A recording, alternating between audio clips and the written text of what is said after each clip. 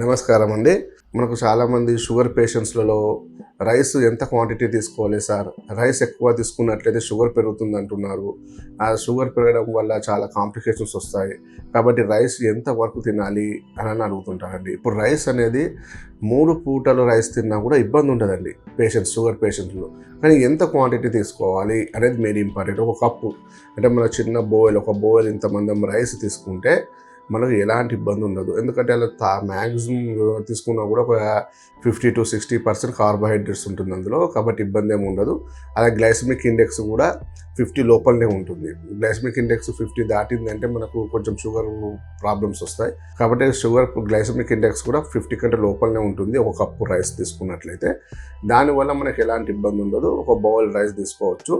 కానీ దానికి మళ్ళీ చపాతీలు కూడా కొంతమంది చపాతీలు తింటున్నాం సార్, మరి రైస్ ప్లేస్లో చపాతీలు తినొచ్చు, మరి ఎన్ని చపాతీలు తినాలి షుగర్ పేషెంట్లలో అని అంటున్నారు. ఇప్పుడు చపాతీ అన్నప్పుడు మనకి ఏమవుతుందంటే అది ఫైబర్ ఎక్కువగా ఉంటుందండి. ఇప్పుడు రైస్లో ఏంటంటే కార్బోహైడ్రేట్స్ ఎక్కువగా ఉంటాయి, చపాతీలో కూడా కార్బోహైడ్రేట్స్ ఉంటాయి, కానీ దాని రిచ్ ఫైబర్స్ ఎక్కువగా ఉంటాయి. కాబట్టి ఆ ఫైబర్ కంటెంట్ ఎక్కువ ఉండడం వల్ల మనకు చపాతీలు తీసుకోవడం వల్ల డైజెషన్ బాగుంటుంది, మోషన్ కూడా ఫ్రీగా అయ్యే అవకాశాలు ఉంటాయండి.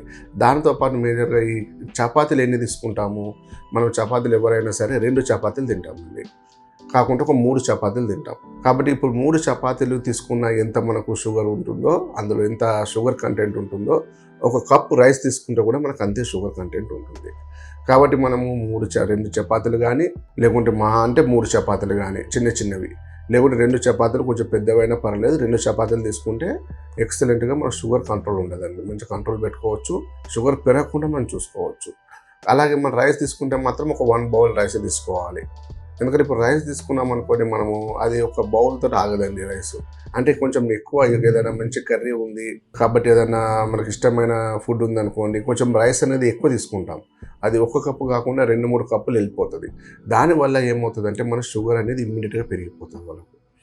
కాబట్టి మనం దాని పరంగా బేస్ చేసుకొని మన రైస్ అనేది ఎంత తగ్గించుకుంటే మనకు అంత మంచిదండి. ఆ ప్లేస్లో ఏం చేయాలి, మీరు రైస్ ప్లేస్లో బ్రౌన్ రైస్ తీసుకోండి.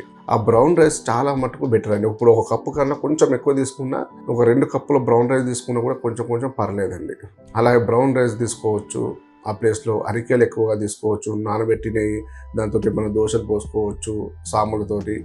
అలాగే మనం మెయిన్గా అలాంటి ఫుడ్ సాములు, అరికెలు, ఉప్మా లాంటివి చేసుకొని తీసుకోవచ్చు మీరు. ఇలాంటివి ఎక్కువ తీసుకోవడం వల్ల ఏమవుతుందంటే మనకు కార్బోహైడ్రేట్స్ అనేది తక్కువ వెళ్తాయి మన బాడీలోకి. అది దానివల్ల ఏమవుతుందంటే గ్లూకోజ్ పర్సెంటేజ్ తక్కువగా ఉంటుంది. కాబట్టి ఇన్సులిన్ హార్మోన్ అనేది న్యాచురల్గా నార్మల్గానే రిలీజ్ అయ్యేలాగా ఉంటుంది.